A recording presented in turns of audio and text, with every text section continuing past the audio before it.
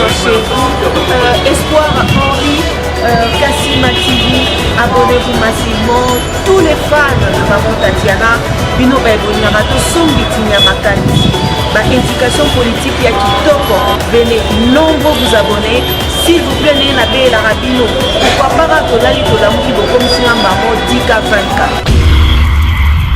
N'est-ce pas? Et aussi en africain parce que seul soutien on a ces cabinets ezali pour s'abonner massivement ici ezali kambo ya professionnalisme olingaka musique olingaka politique olingaka nyonso awa tokobanda kolobela ba sujet tout iko okelo n'est-ce pas? Allez à suivre voilà.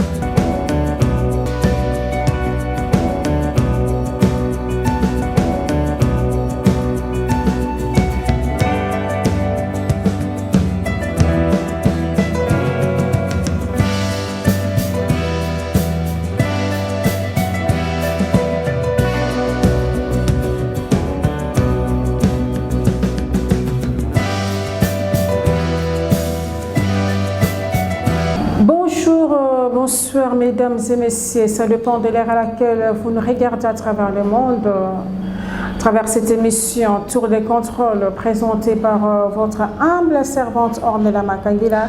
Je salue toute l'équipe rédactionnelle derrière la caméra Popol Ayombe, le cordon Mafuiku Opi et aussi le coach Henri Kassima.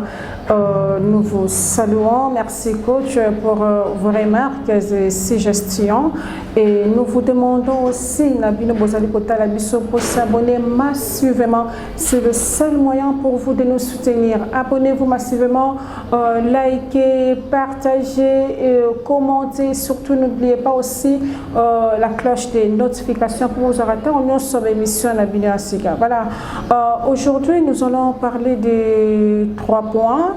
Le premier point, c'est par rapport à Nyo Etena qui dernièrement a réuni tous les anciens premiers ministres de la République démocratique du Congo. Et deuxième point, la biso tokolobe la rapport au IGF a déposé dans le ministère de la Justice et pas à Mwalamboka Costa Motamba pour le détournement au salami la Banque centrale. Et puis, troisième point, la biso, Tokolobela aussi, échange de vœux au président Asalaki, na diplomate ignos. Alors, sans plus tarder, tout l'équipe, la première point, la biso. Voilà. Dernièrement, c'était la semaine passée, tous les anciens premiers ministres de la République démocratique du Congo se réunissent autour d'une même table pour la situation sociopolitique Yamboka Bisso, aussi la situation sécuritaire et politique. Mais il faut constater qu'il y avait l'absence de 2 anciens premiers ministres, à Matata Pono Azalakite, Narenyoana, et puis aussi Bruno Chibala, il est aussi absent. Pourquoi le 2 participe à quitter la réunion? Est-ce que c'est parce qu'ils sont de l'opposition? Question mark. Mais lorsqu'il s'agit d'une question, il y a intérêt, il y a mboka. Et ça là, ils sont en opposition. Et ça là, ils pouvoir.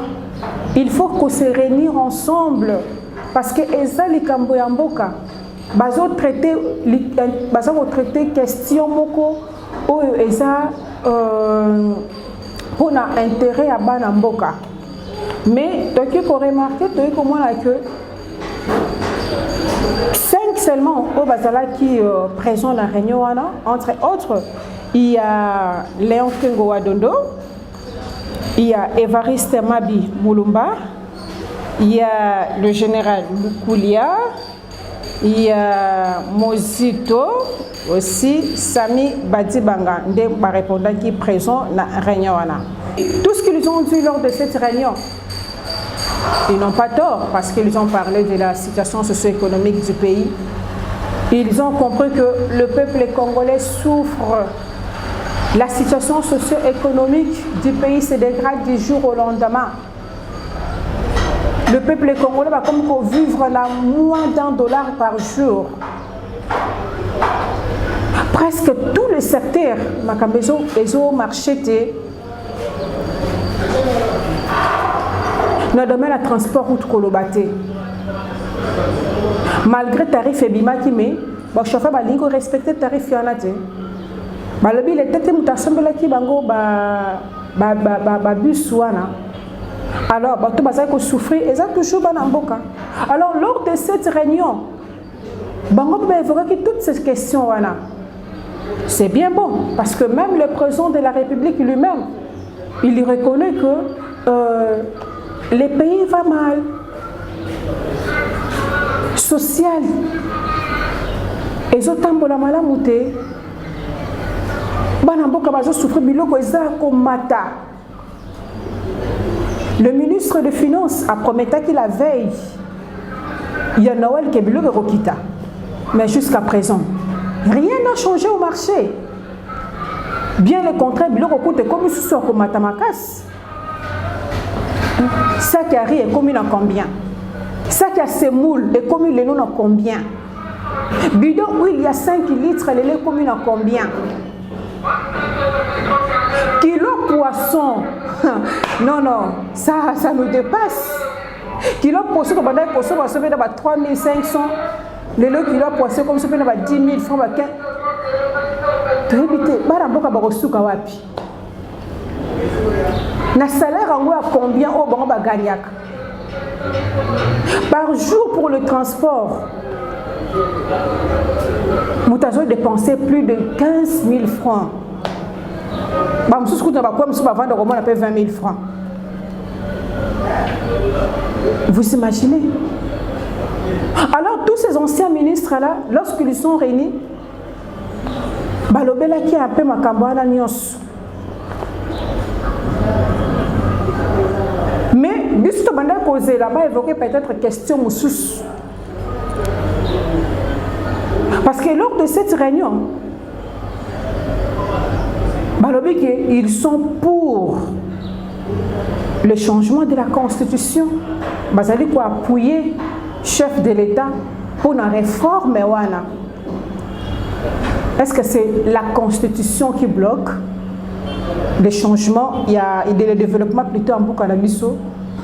Est-ce que c'est la Constitution qui a empêché justice? Et ça, la moussala n'a pas été autorité. On a nion soit ça qu'on bambongo ya bana mboka. Est-ce que c'est la Constitution qui fait en sorte que les situations socio-économiques est comme par terre? Est-ce que tous ces autorités-là, les anciens ministres-là, est-ce que ça leur a vraiment un souci à y a peuple congolais? Est-ce que bazo tala intérêt na bango moko te? Ba bien na bango moko personnel te bazo valoriser. Est-ce que le bango moto bazala ki bango nde vraiment moto bakoy ko appuyer idée wana ya changement soit ya modification en constitution? Parce que bango ndenge baza bongo les anciens, tous les anciens premiers ministres bazali ko bénéficier d'un décret loi où ils allaient signer depuis 2018 par Raymond Tchibanatang Azalaki na premier ministre. Et décret on a stipulé que tous les anciens premiers ministres ont droit de bénéficier de 30% de leurs émoluments. Premièrement, tous les anciens ministres. Deuxièmement, ils ont droit à une maison à louer de 5 000 $ par mois.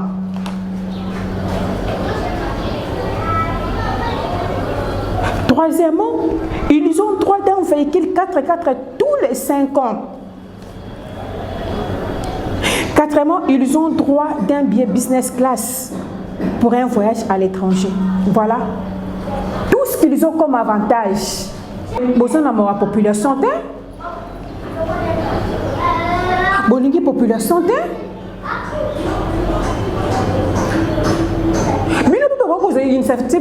non, non, dorénavant, Tobo il a vu ça, bénéfice en alliance. Bon, on a ne se côté dans la caisse à l'état pour ça la moussala.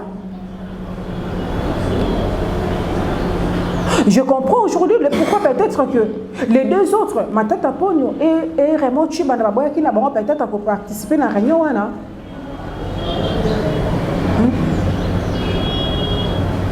Bino n'a pas avantage belé malgré que vous êtes plus de Premier ministre, mais combien vous avez bénéficié? Bah, on a bien la condition bien. Vous avez vivre dans la condition magnifique. Bah, émolument na bien autant nous sommes comme vous avez gagné besoin 5 000 $ le mois pour louer toujours une maison de luxe. Et dans la réunion, le est très importante. Non, non. Changement de la constitution. Vous avez appuyé. Binota Bozala qui est Premier ministre. Constitution bloquée qui n'est. Pour le lot, beaucoup de non, non, il faut qu'on change, il faut qu'on modifie la constitution. Les autorités balinga mboko ten, autorité mingi, balingi population ten, bango za bazomona kaka mabumu na bango, bazomona toujours intérêt personnel na bango moko. Voilà, pour le deuxième point na biso, au IGF a kenda ko déposer rapport na ministère de la justice. Et par moi, Constant Moutamba. Il y a eu un détournement de 350 612 000 $ à la Banque centrale de 2018 à 2020, à l'espace de 2 ans. À l'espace de 2 ans seulement, un détournement de 350 612 000 $. Mais chose étonnante parce que dans la Banque centrale, il y a une antenne, il y a la présidence, une antenne pour le ministère, il y a finance, une antenne où ils ont représenté le FMI, le Fonds monétaire international, et puis la Banque mondiale. Maintenant, toutes ces structures-là, au bazar la carte Banque centrale, ndengeni ba kite ke vol ya bongo et salami na carte ya Banque centrale.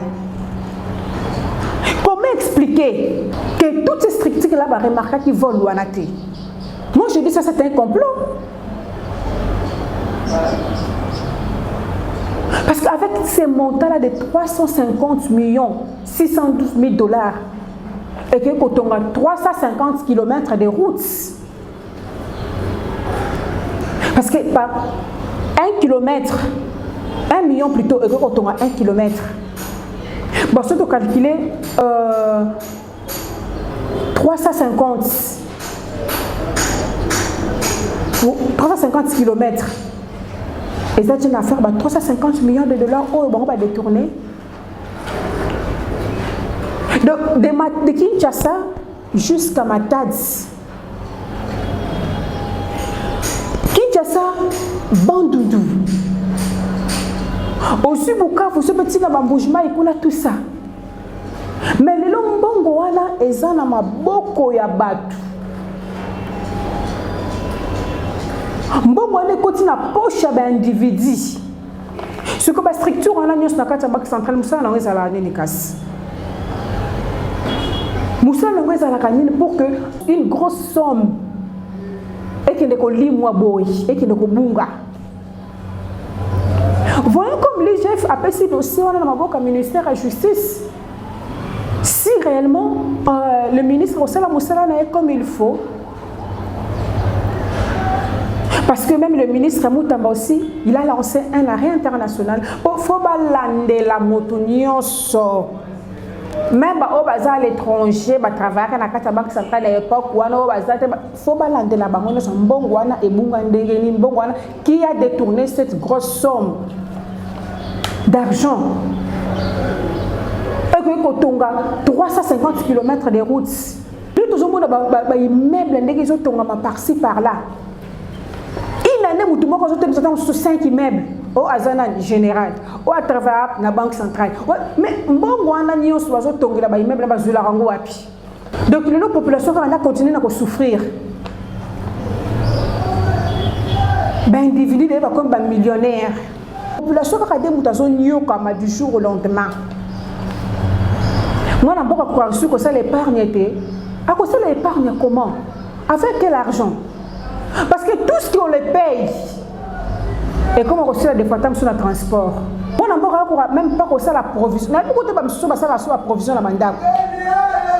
Catégoriquement, et comment on reçoit la provision. Donc, moi, on n'a pas vivre en taux du jour. À cause de la provision, on a salaire à combien gagner? Alors, on a transport. À foutre à s'occuper d'un DAP. Vous appelez un terme malade, même si va détourner. Non. Hein? Chaque jour, comme on aura histoire, il y a détournement. On peut tout le monde a pété. Il j'ai pas ça par rapport chaque. Mais on va savoir pour détourner. Quand tout le monde a rabangoté, na barok, tout le monde a rabangoté, parce que va rabango. Bazawapi. De par rapport à nos alors à chaque fois, il chef a déposé tout ça, bon, on a voyé détourner mes salami, na banque, bon, détourner mes salami, na entreprise, bon, détourner mes salami, mais bah toi, moi, ce qu'on va détourner, on a bazawapi. Bazawapi. Bon, on va l'état bazo que ça va péter. Bon, on va l'état bazo que ça raté. Important, c'est quoi le rapport avec les alani? Non, pas jusque-là quand même.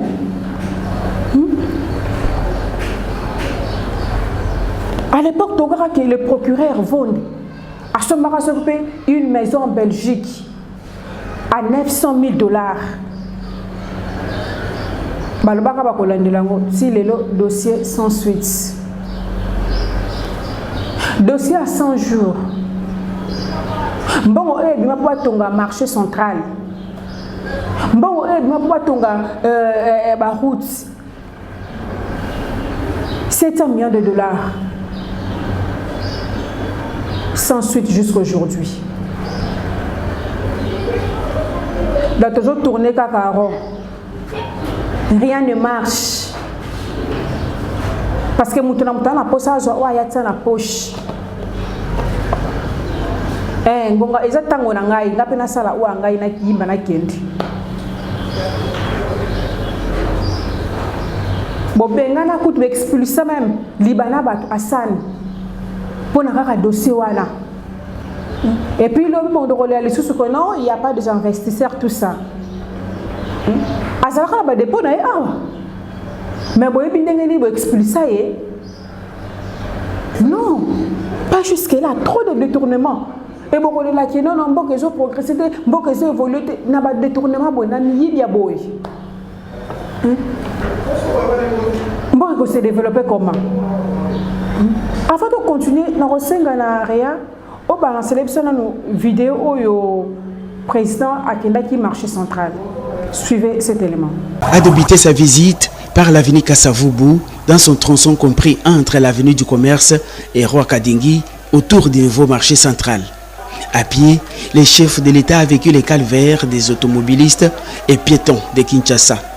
Des tonnes d'immondices jonchent Kasavubu, Wakadingi et Bokassa, principale voie qui mène vers le marché central. Des caniveaux entrouverts et non curés. Des nids de poules parsèment toutes les avenues dans une odeur nauséabonde.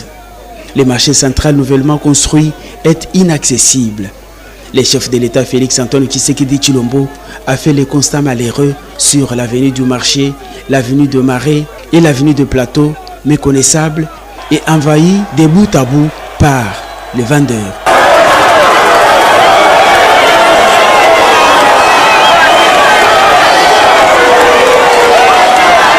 Il en est de même de toutes les autres voies secondaires d'accès au centre-ville et au marché central, notamment Kasavubu, Kabambare, Itaga, Croix-Rouge, Wangata et même Sendwe. Encouragé par la population, le président de la République a vu de ses propres yeux cette saleté et a échangé avec la population.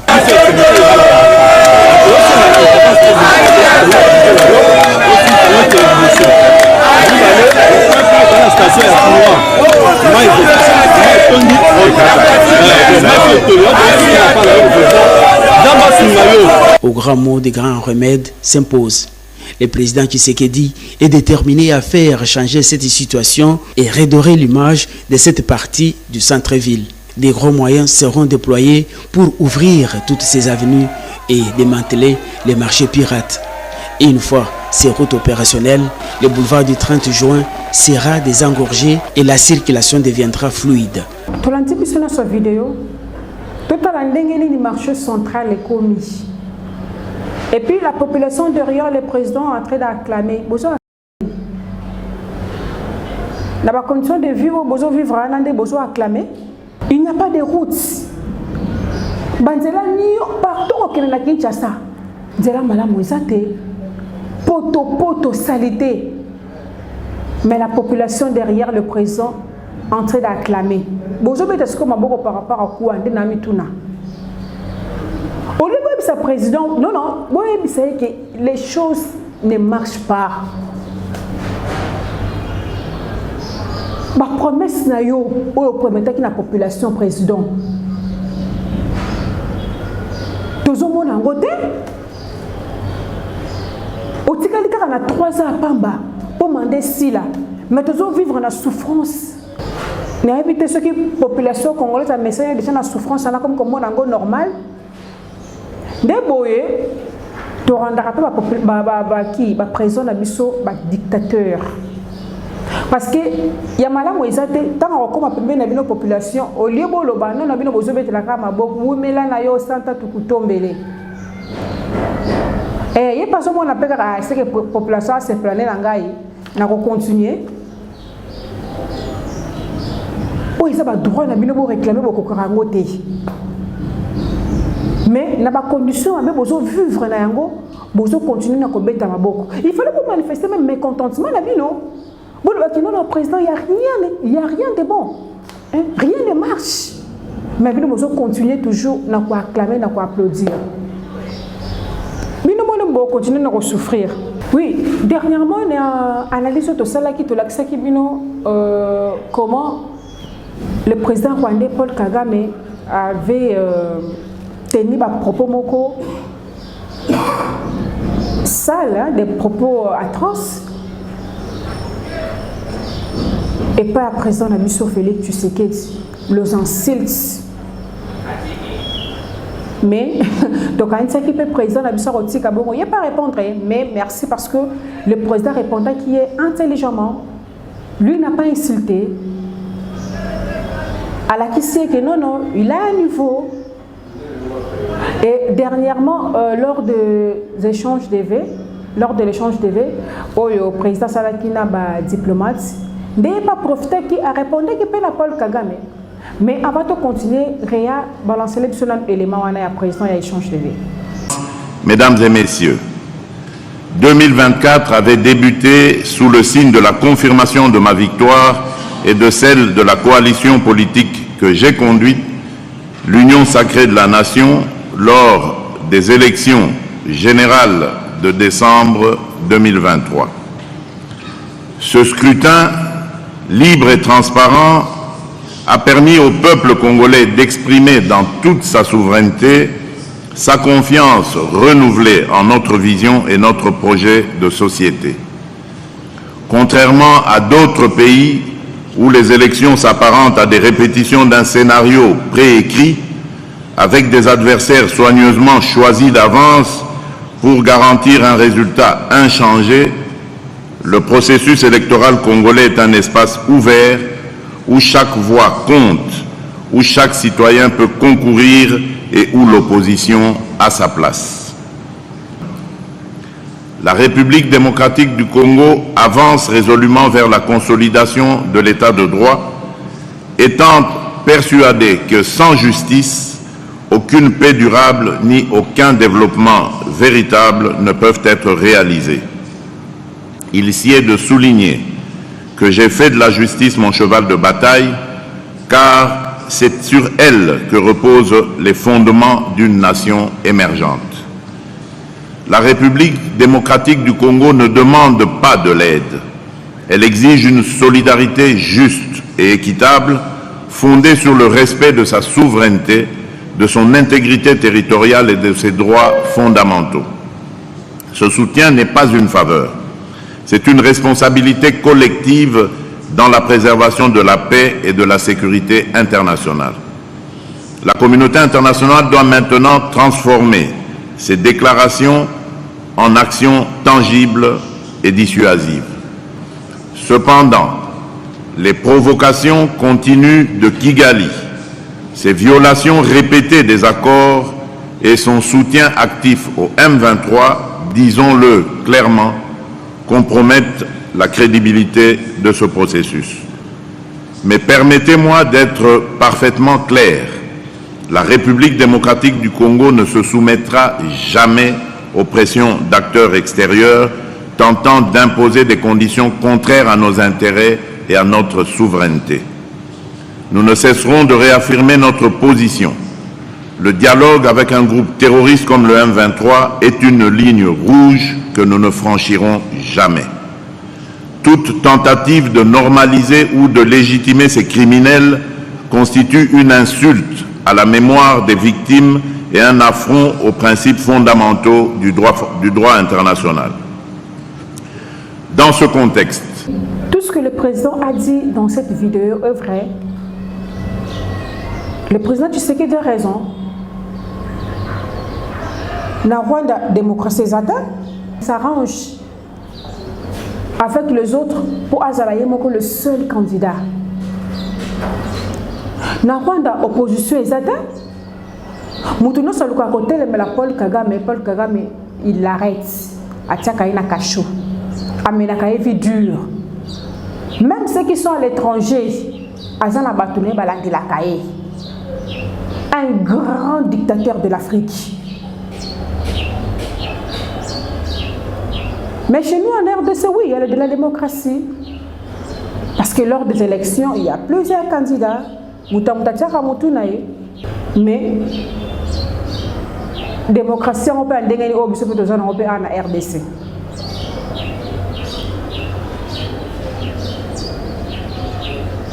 Parce que lors des élections, Bamsuso Babimakawana, Tamsu Wapetem Baganyaka. Et ça, les Cambodgiens ont bon, on est bello, c'est un jet. Bon, bah, ça mérite ma poste dans le babimate, bazawana, bazana bandaku. Et puis, le président a dit des fois les diplomates qu'il y a à négocier Naba 1-23. Il est catégorique, il est serein. Il a dit lors de cet échange. Parce que les groupes rebelles appuyé na Rwanda. Rwanda a agressé Mbokanabiso. Le président il est catégorique sur ce point. Il est là, il a dit ouvertement comme ça à négocier Naba 1-23. Oui, c'est bien. Mais tu as un président à me camper comme armée na biso. Armée comme elle sous ma casse, a des moyens en jeu pour tout ça la face na bangoli en boka na biso. Parce que si l'armée est faible, c'est la population qui va continuer toujours à souffrir. et ezala lelo ono ba rebelle bazwa ki territoire boy lobby bazwa territoire boy non. Comme le président est serein, comme le président est catégorique sur cette question, moi j'aimerais qu'il arrête. A motiver tango nyonso militaire na biso baza ko bunda kuna na est. Et puis le président a dit aussi devant les ambassadeurs que en RDC il y a la justice.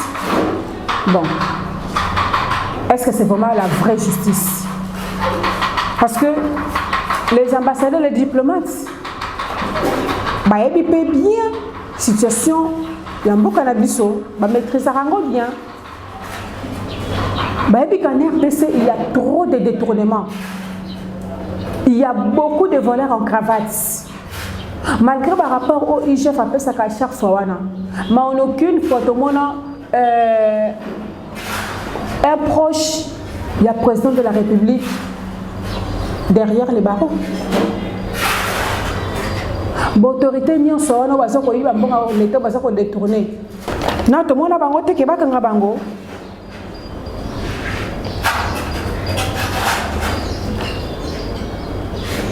Mais devant les diplomates, il est fier de dire que non, en RDC, il y a la justice. Qu'en RDC, il y a de la démocratie. Mais, il y a un état de droit au président de Koloba. Tout le monde est en haut. Ce qui est là, non, derrière les barreaux, il y a les autorités. On va gérer mal. Tout le monde est proche. Il y a le président de la République, on va détourner bon. On va dire qu'il va mboka. Tout le monde va arrêter bango. Bazongi si yango pe. De monsieur quand on en RDC, il y a de la justice, il y a de la démocratie. Sinon, et qu'on en aura un slogan à Pamba sans valeur.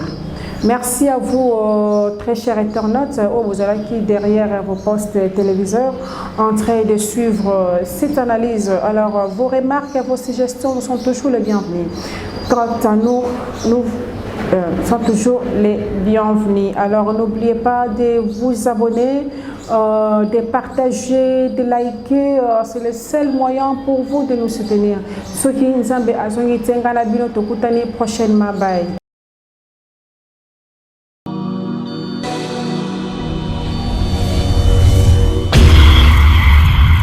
C'est une nouvelle chaîne chez vous, Espoir Henri, Kassima TV, abonnez-vous massivement. Tous les fans de Maman Tatiana, Bino Baibonara, tous sont Bitinia Makani. Ma indication politique, il y a Kitoko, venez nombreux vous abonner. S'il vous plaît, n'ayez pas la rabino. Pourquoi pas que là, il faut la mourir comme si on m'a dit 20K. N'est-ce pas? Et aussi on a vrai bien parce que seul soutien, on a ces cabinets, les alliés pour s'abonner massivement ici, les alliés ya professionnalisme. On y a la musique, on y a la politique, on y a la nyonso awa, pour le banda pour le sujet, tout. Il y a n'est-ce pas? Allez, à suivre. Au revoir.